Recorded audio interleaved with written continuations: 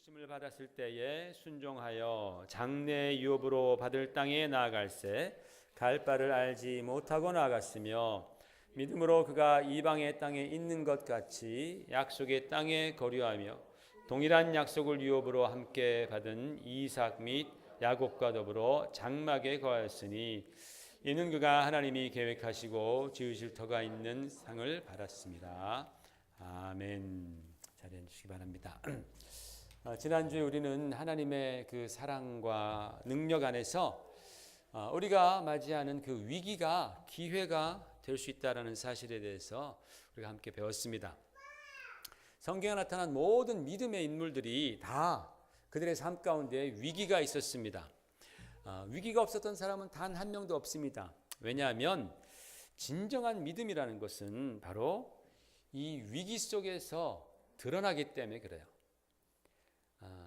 좀 더 과감하게 제가 말씀드리자면 진정한 믿음은 이 위기와 고난 속에서 만들어진다라는 거예요.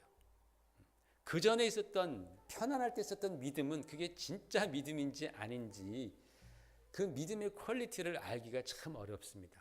그런데 위기와 고난이 있을 때 그 안에서 진정한 믿음은 형성됩니다. 마치 진주 조개가 자기 몸으로 들어온 그 바닷모래 같은 그런 이물질과 싸우는 과정에서 그 모래가 얼마나 날카롭습니까? 그 연한 진주 조개 그 살을 막 파고들 때 그것이 아파요. 그러니까 자기가 단백질이라는 분비물을 계속해서 내보냅니다. 그러면서 그것이 그 이물질을 싸고 겹겹이 싸면서 만들어진 보석이 바로 이 진주입니다. 그러니까 진주는 참 아주 특별한 보석입니다. 광물이지만 그러나 생명체가 만들어낸 보석이다라는 거예요. 그리고 그 진주의 중심에는 바로 고난이 있는 것이죠. 그러니까 이 진주는 아픔과 고난의 결정체라는 거예요. 아픔으로 말미암아 고난으로 말미암아 진주조개는 진주라는 아름다운 보석을 만들어내는 것입니다. 우리의 삶 속에서도 자기를 아프게 하는 일들이 참 많이 생기죠. 그럴 때 믿음의 사람들은 그것을 아름답게 승화시키는 능력을 갖고 있습니다. 그게 바로 진정한 믿음의 능력입니다. 그래서 사도 바울도 로마서에 이렇게 말씀했습니다. 우리가 환난 중에도 즐거워하나니, 같이 읽어볼까요? 환난은 인내를, 인내는 연단을, 연단은 소망을 이루는 줄 알미로다 그랬습니다. 환난을 기뻐하는 건 아닙니다. 우리가 환난을 기뻐하고 고통을 기뻐하는 그런 어떤 그 염세주의자적인 그런 사람들이 아닙니다. 환난 중에도 기뻐한다라는 거예요. 고난 중에도 기뻐한다라는 거예요. 왜? 그런 환난과 고난과 위기가 마침내는 소망을 이루게 하는 그런 재료라는 것을 알기 때문에 마치 진주의 가장 중심에는 고통이 있었던 것처럼 말입니다. 성경이 성경이 그 믿음의 조상이라고 소개하는 그 아브라함도 그의 인생 가운데에 고통이 있었습니다. 그는 위기 속에서 믿음으로 25년이라는 긴 세월을 기다리더니 마침내 하나님의 약속이 이루어지는 축복을 경험합니다. 물론 그 후에도 하나님께서는 그에게 계속해서 또 다른 그런 믿음의 위기들을 허락하시죠. 그로 말미암아 더욱더 그를 연단시키고 마침내는 그를 통해서 가장 크고 아름다운 믿음의 진주를 만들어 놓게 하신 것입니다. 여러분, 그러므로 우리가 위기를 맞이할 때에 믿음이 필요합니다. 진정한 믿음이 필요합니다. 그래야지만이 그 위기가 우리에게 축복의 기회로 변화되는 것이죠. 자, 그렇다면 어떤 믿음을 가져야 하는가 중요하죠. 어떤 믿음이 우리들에게 필요할까? 오늘 저는 이 히브리서에 나타난 아브라함의 믿음을 통해서 우리가 반드시 아브라함을 통해서 배워야 할 믿음의 기본, 믿음의 ABC를 나눠보려고 합니다. 오늘 본문이 기록된 이 히브리서 11장은 소위 믿음장이라고 불리는 굉장히 유명한 부분입니다. 여기 보면 정말로 쟁쟁한 믿음의 인물들이 나와요. 아벨, 에녹, 노아, 그다음에 쭉 계속 나오죠. 그런데 여러분, 에녹 같은 분은요, 믿음이 너무 좋아요. 평생 300년 동안 하나님과 동행하더니 그가 죽음을 보지 않고 하나님으로부터 들림을 당했다 그랬습니다. 얼마나 믿음이 좋은 사람이에요? 노아 할아버지, 노아는 성경에서 의인이라고 부를 정도로 흠이 없던 사람이었습니다. 믿음과 의가 대단했었던 사람이죠. 그런데 성경은 그들을 믿음의 조상이라고 말하지 않아요. 믿음의 조상은 누구예요? 아브라함입니다. 성경에서는 아브라함을 믿음의 조상이라고 말해요. 아브라함이 노아처럼 의인이 아니었습니다. 완벽하지 않았습니다. 실수를 많이 했습니다. 에녹처럼 그가 죽음을 보지 않았던 게 아니었습니다. 죽었습니다. 그런데도 불구하고 성경은 아브라함을 믿음의 조상, 즉 우리가 닮아야 할, 우리가 배워야 할 믿음을 가진 사람이다. 우리같이 부족한 사람들이, 의인도 아니고 때로는 많이 넘어지고 실수도 하는 우리들이 배워야 할 그 믿음의 조상이라고 성경은 말씀하고 있는 것이죠.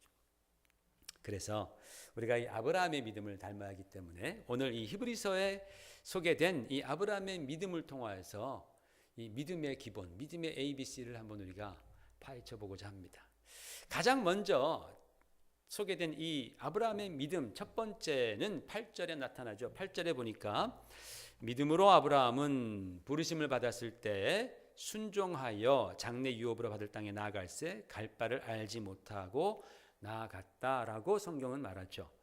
자, 믿음으로 아브라함은 순종해서 나아갔다. 이거죠. 그러니까 여기서의 핵심은 순종에 있습니다. 아브라함의 믿음, 아브라함이 믿음 어떤 믿음인가? 순종하는 믿음이다라는 거예요. 순종하는 믿음. 하나님의 부르심 앞에서 그는 순종했습니다. 성경을 보면요, 아브라함은 진짜 순종했던 사람이에요. 무조건 막 순종해요. 막 다 순종하는 거예요. 언제나 순종합니다. 너무 순종을 잘해.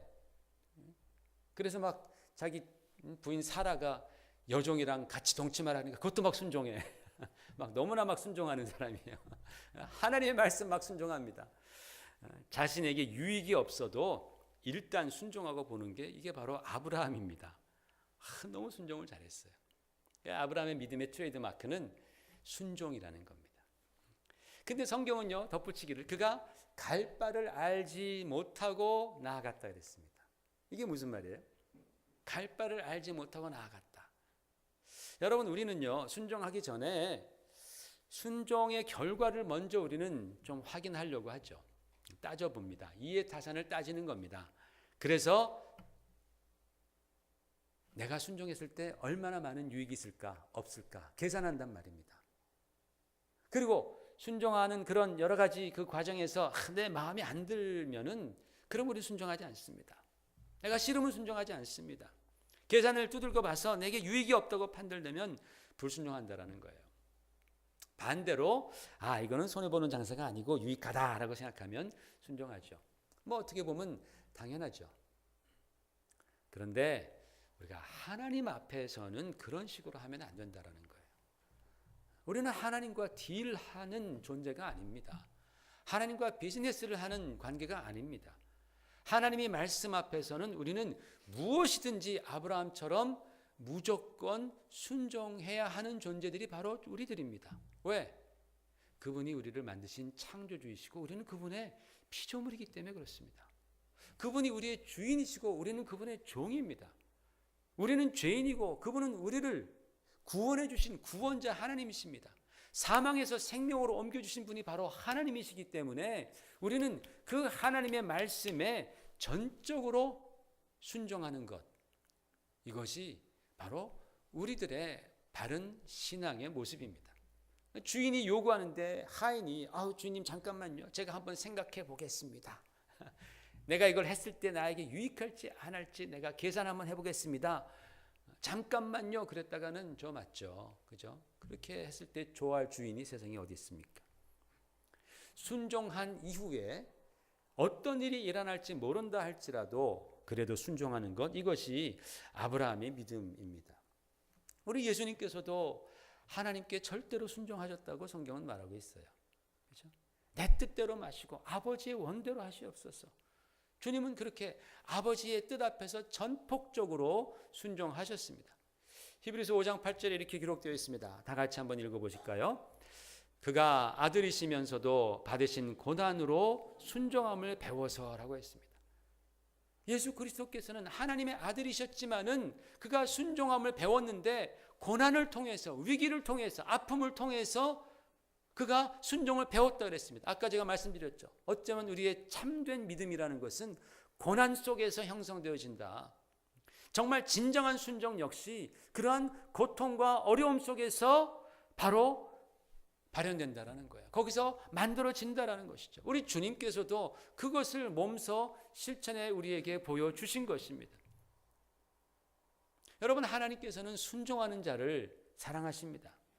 그래서 우리 역시 고난을 통해서라도 순종과 또 이 순종하는 믿음을 배워야 할 줄로 믿습니다. 공부 많이 하는 사람 필요합니다. 또 세상에서 이름을 날릴 만큼 큰 업적을 세우는 것도 중요합니다. 그러나 하나님께서는 바로 순종하는 자를 원하신다는 거예요. 하나님은 순종하는 자를 기뻐하시고 그들을 축복해 주십니다. 그렇기 때문에 이제 우리는 예수님의 말씀 따라서 하나님 앞에 순종하면서 살아가야 합니다. 절대적으로 순종하는 믿음을 아브라함이 보여준 거예요. 순종 이후에 무슨 일이 일어날지 잘 몰라요. 그러나 분명한 것 하나가 있습니다. 순종할 때 어떤 일이 일어나느냐? 정말 하나님 앞에 순종할 때 변화가 일어납니다. 변화가 일어납니다. 가장 먼저는 내가 순종하면 내가 변한다라는 거죠. 사람이 안 변한다라고 말하지만 그건 다 자기 변명에 불과합니다. 정말 진정으로 우리가 하나님의 말씀에 순종하면 변화합니다. 바로 하나님은 그걸 원하시는 거예요. 아멘? 하나님은 그걸 원하십니다. 우리가 정말 하나님 말씀 앞에 순종하면서 변화하기를 원합니다. 내가 변화할 때 하나님 기뻐하십니다. 우리도 기쁘죠. 우리가 변화할 때, 진정한 변화를 체험할 때. 그리고 내가 변화하면 가정도 변하고 교회도 변하고 직장도 변하고 사회도 변하고 세상이 변한다라는 거예요. 세상까지 변할까? 여러분, 성경은 아브라함 한 사람의 순종으로 말미암아 하나님의 축복이 이방에까지 다 퍼졌다 그랬습니다. 아브라함 한 사람의 정말 그 전폭적인 순종으로 말미암아서 갈라디아서 3장 14절에 보면은 이는 그리스도 예수 안에서 아브라함의 복이 이방인에게 미치게 하고, 우리가 그래서 지금 아브라함의 순종으로 말미암아서 우리가 지금 바로 하나님의 그 축복을 체험하는 바로 이 자리에 앉아 있는 것 아니겠어요? 순종이 그만한 능력이 있다라는 것이죠. 그러므로 여러분, 순종하는 믿음을 가지시기를 주의 이름으로 축원을 드립니다. 순종하는 자를 하나님께서는 반드시 기뻐하시고 인도하십니다. 이것이 바로 아브라함의 믿음이 우리에게 보여준 첫 번째 믿음의 특성입니다. 두 번째로 아브라함의 믿음의 특징은 9절에 나옵니다. 우리 9절 같이 읽어볼까요? 시작. 약속의 땅에 거류하여 동일한 약속을 유업으로 함께 받은 이삭 및 야곱과 더불어 장막에 거하였으니 그랬습니다. 장막에 거하였다 그랬어요.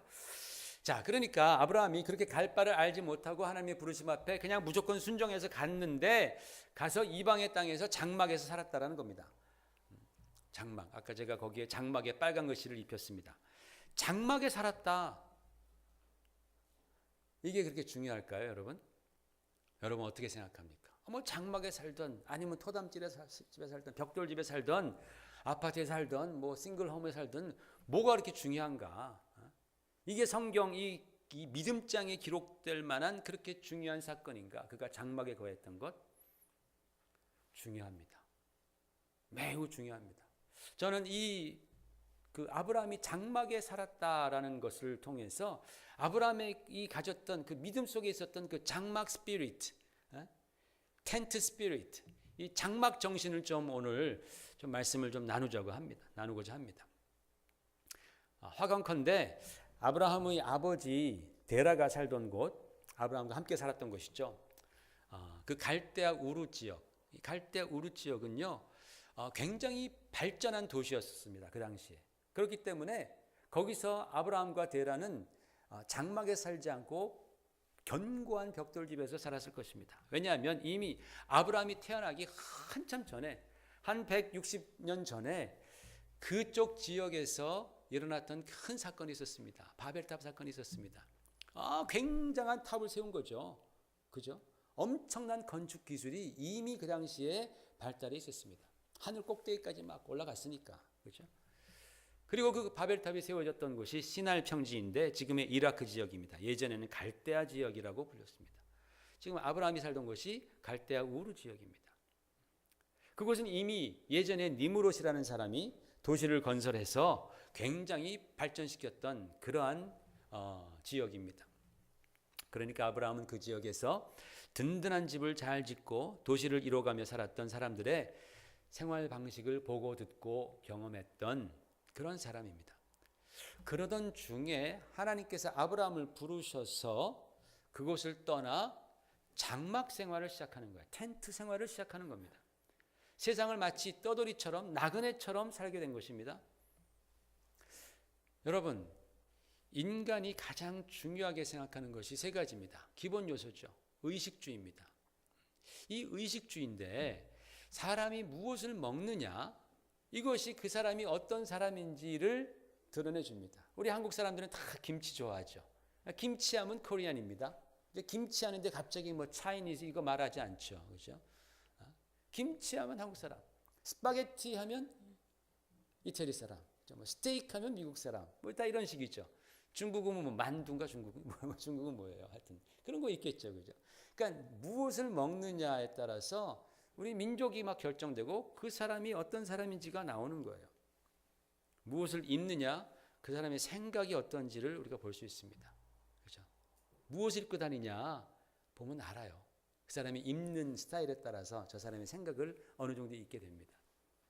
그리고 어디에 사는가 역시 그 사람의 인생을 말해준다라는 거죠. 어디에 사는가.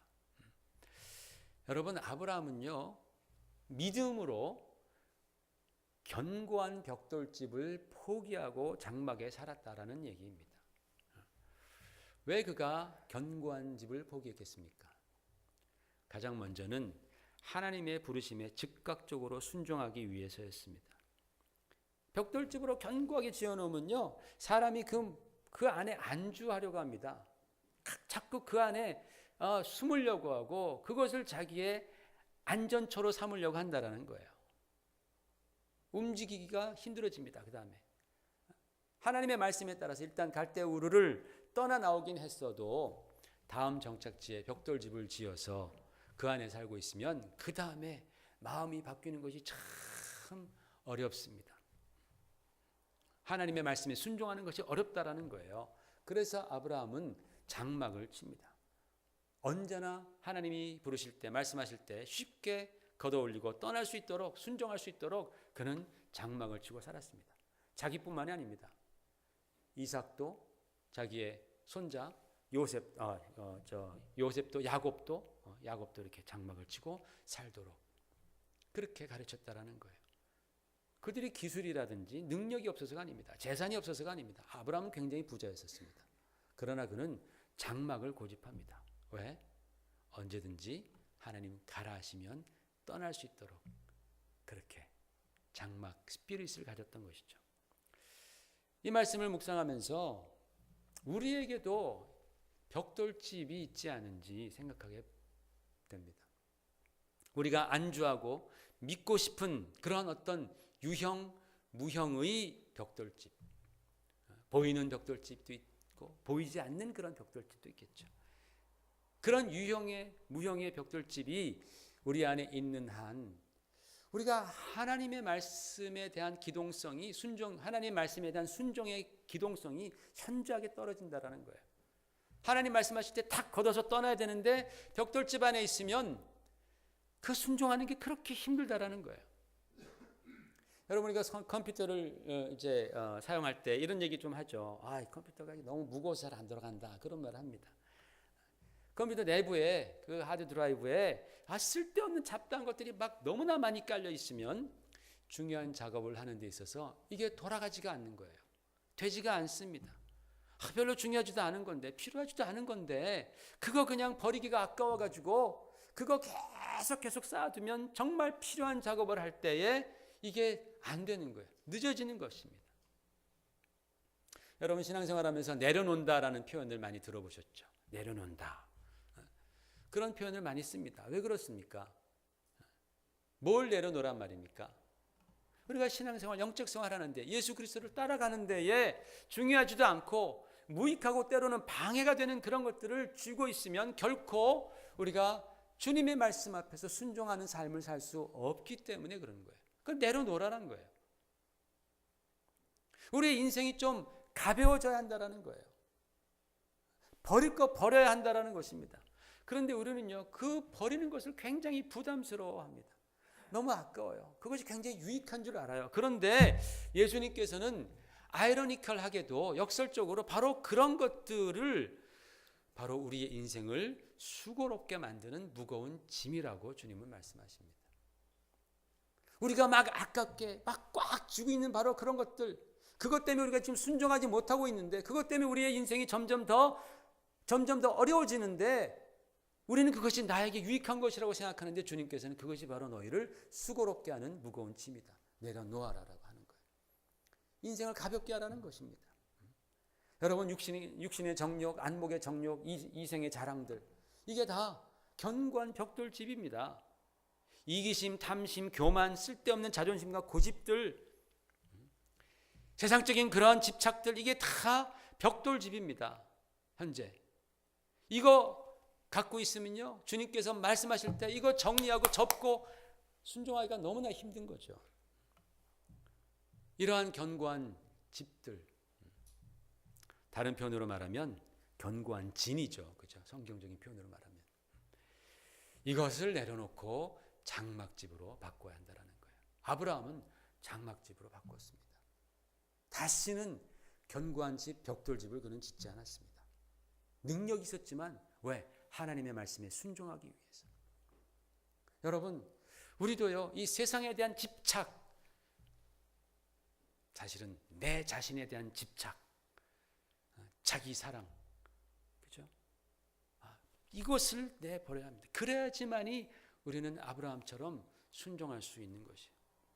아브라함이 이렇게 장막을 고집한 이유를 10절은 이렇게 말합니다. 이는 그가 하나님이 계획하시고 지으실 터가 있는 성을 바랐으며 그랬어요.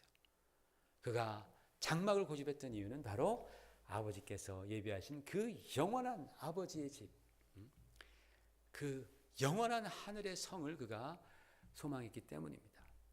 여러분, 우리도 그렇지 않아요? 우리도 세상에 있지만은 우리도 믿음 가운데에 영원한 아버지 집을 여러분 소망하지 않습니까?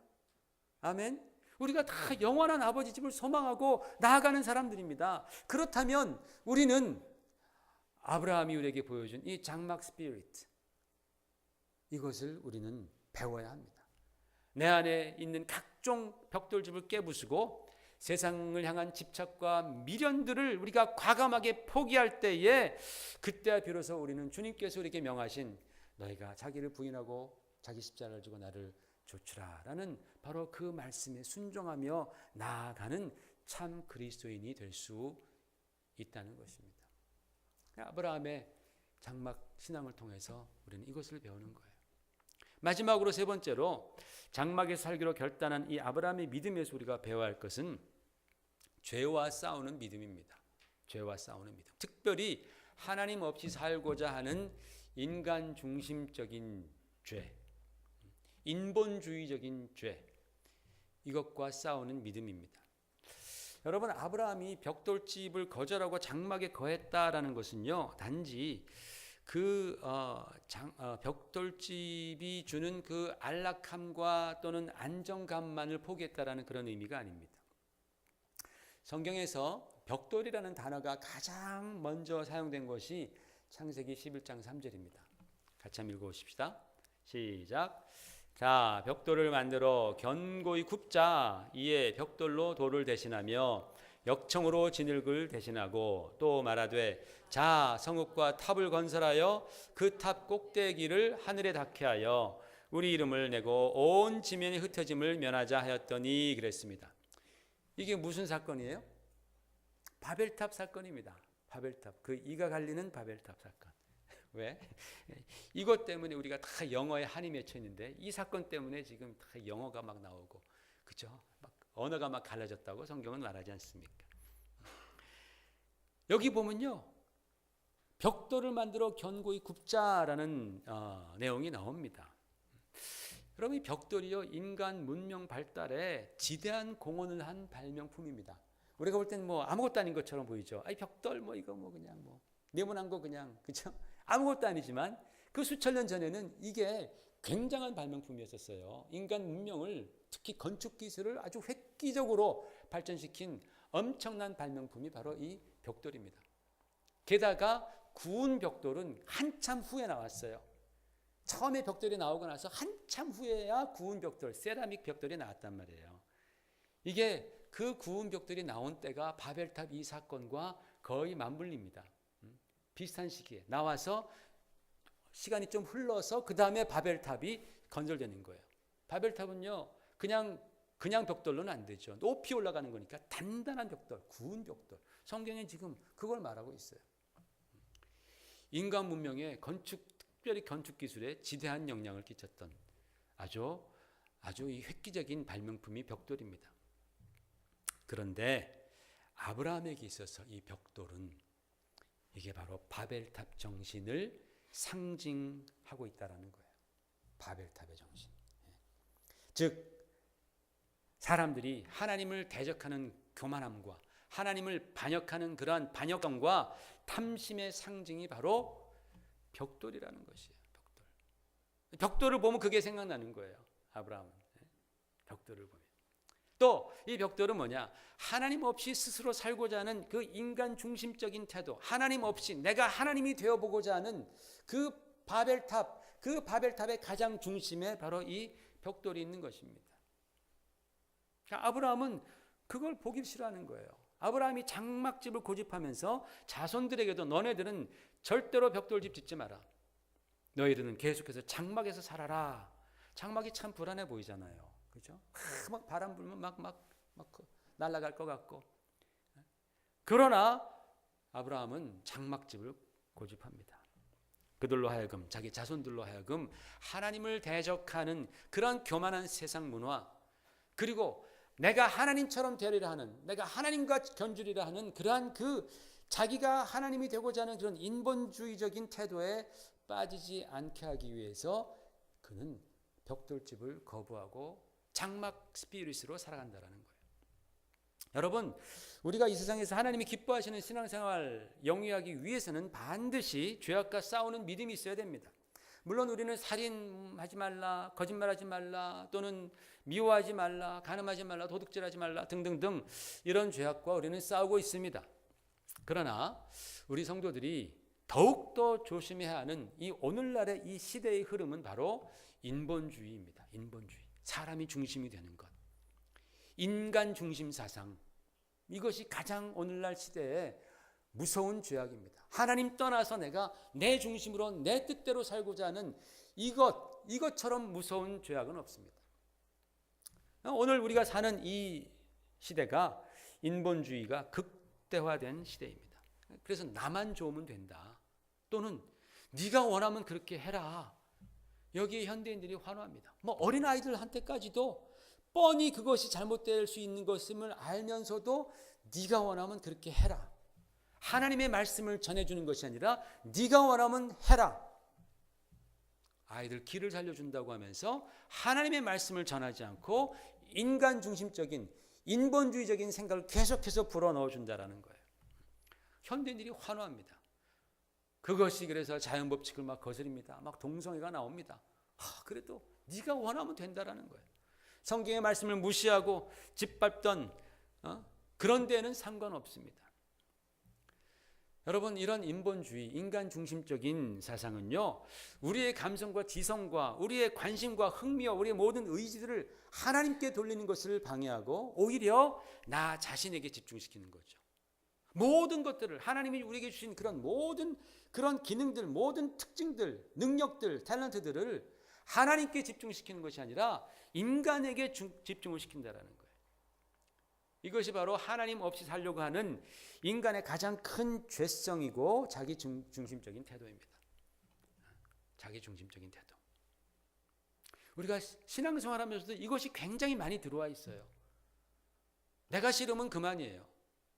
또는 내가 좋으면 하고, 이게 아니라는 거죠. 하나님의 말씀에 따라 움직여야 되는데 모든 면에 있어서 하나님이 중심이 되어야 하는데 인간이 중심, 내가 중심이 되어버린다라는 거예요. 그래서 오늘날 인간적이다라는 그 단어에 다들 백기투항합니다. 인간적이다 그러면 다 꼬리 내립니다. 맞다. 이게 인간적으로 그럴 수 있느냐. 그런데 여러분 생각해 보십시오. 가장 인간적인 게 뭡니까 도대체?